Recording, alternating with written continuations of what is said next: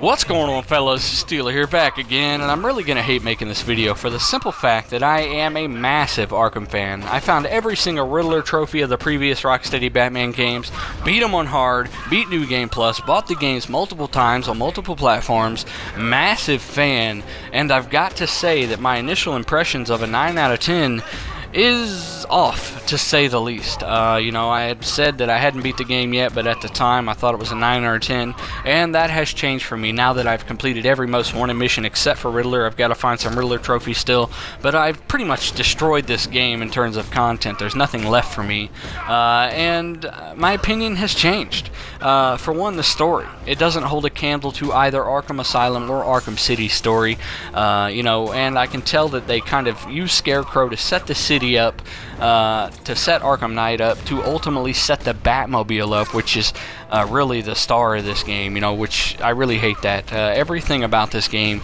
is kind of designed around the Batmobile. I mean, explicit parts of the story are done the way they are, so you have to use the Batmobile a certain way. Even though logically you could do it without the Batmobile this way or that way, you've got to use the Batmobile, and it's going to be rammed down your throat all game. I don't necessarily mind the Batmobile combat. I'm alright at it, but I just don't like the fact that they focused more on building the Batmobile and how you're going to navigate around the city than they did the story and the side content. Now, I had mentioned the Arkham Knight.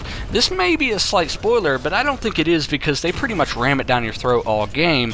But the Arkham Knight is not an original character. He is not new in any capacity, shape, or form, and that is just a flat-out lie. Rocksteady told us he was a new character. I don't know why nobody has called them out on this, but he is not a new character, and like I said, his boss battle is just a complete joke.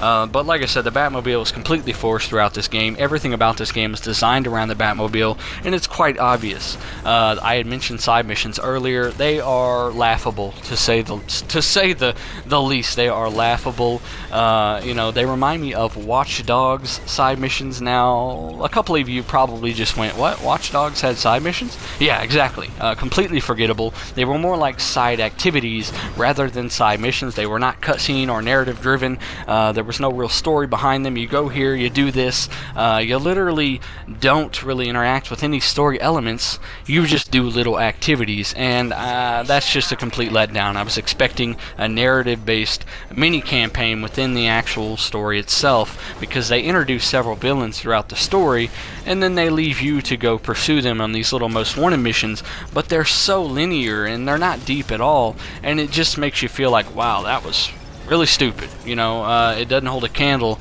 to any of the memories I had about watching the animated series and pursuing Two-Face or Penguin. You know, it was nothing, and that's what it feels like in this game.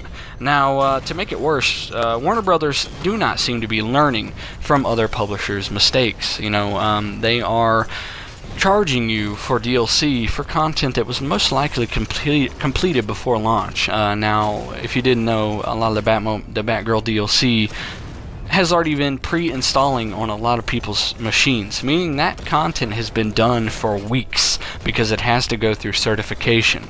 You know, I'm not saying 100% that it was, but I definitely will not be buying any DLC from them, for the simple fact that the two story packs I did play through, the Harley Quinn and Red Hood story pack, were completely useless, meaningless, and about 9 minutes each. But anyways, the game's not all horrible, guys. If you're an Arkham fan, go for it. But if you're not, don't waste your money. I'm Dealer. Like, comment, share. I'm out.